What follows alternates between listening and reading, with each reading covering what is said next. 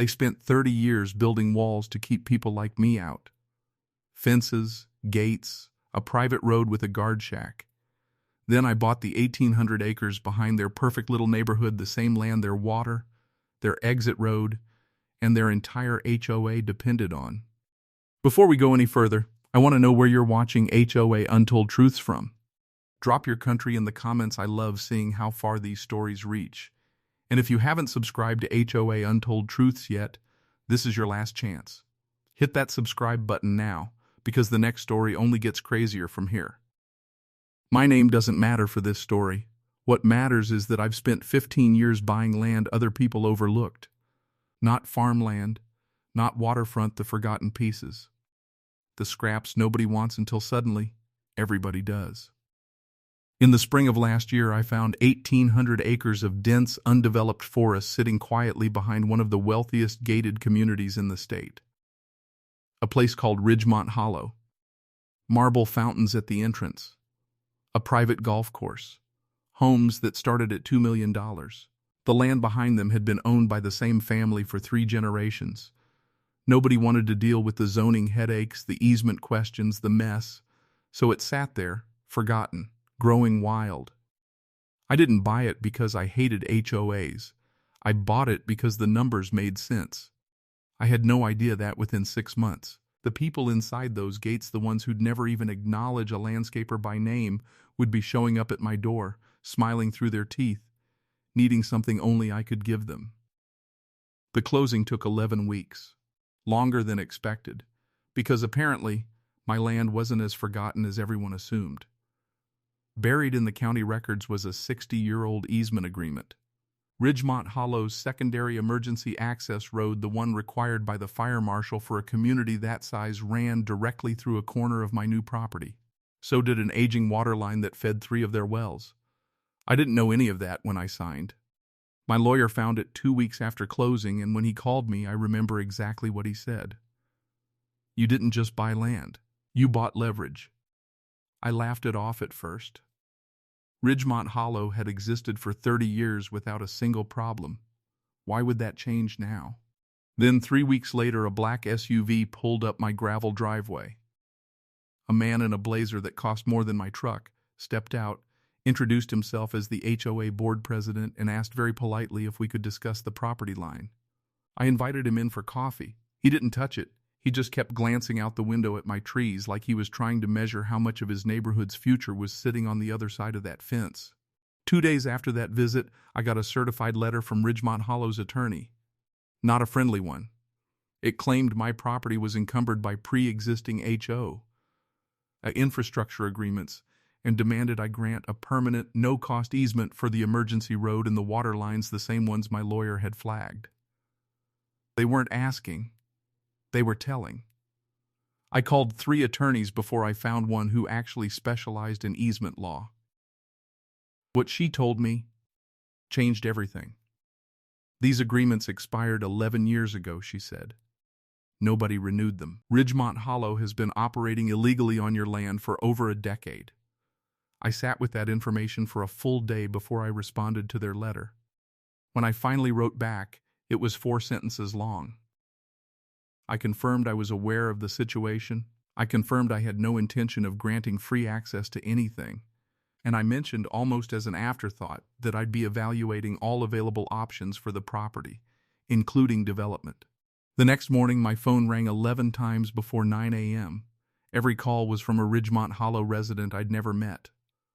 They weren't calling to threaten me anymore. They were calling to beg. Here's what I didn't know when I bought the land, and what none of those homeowners wanted to admit out loud. Ridgemont Hollow only had one legal entrance and exit, a single road controlled by the county. The emergency access road running through my property wasn't a backup convenience. It was their only fire department-approved second exit for a community of over 400 homes. Without it, their homeowners' insurance rates were about to increase by nearly 40% under new state fire code regulations. Some residents were already receiving non-renewal notices. And the water line wasn't feeding 3 wells. It was feeding the entire community's backup reservoir, the one built after a drought nearly ran their primary supply dry 6 years earlier. In other words, I didn't just own the forest behind their fence. I owned their fire safety. I owned their water security. I owned the one thing standing between them and a neighborhood-wide insurance catastrophe. I sat on my porch that evening with the paperwork spread across my lap, and for the first time since I bought the land, I understood exactly why that HOA president hadn't touched his coffee. He wasn't nervous about property lines. He was nervous because he already knew what his own board had let expire, and he was hoping I'd never find out. I had found out. And now I had a decision to make. They requested a formal meeting. Not at my property this time, at the HOA clubhouse, in front of the full board. I walked into a room with marble floors and a chandelier that probably cost more than my truck and trailer combined. 7 board members sat behind a long table. I sat alone, across from them, with a folder of documents my attorney had prepared. The board president opened with an offer. A generous one-time payment for the easement. I let him finish, then slid the folder across the table. Inside were the expired agreements. The insurance non-renewal notices his own residence had shown me. Public records proving the emergency road classification. And a market analysis showing what 1,800 acres bordering a fire-restricted, water-insecure luxury community was actually worth to a developer who didn't need their permission for anything. The room went quiet.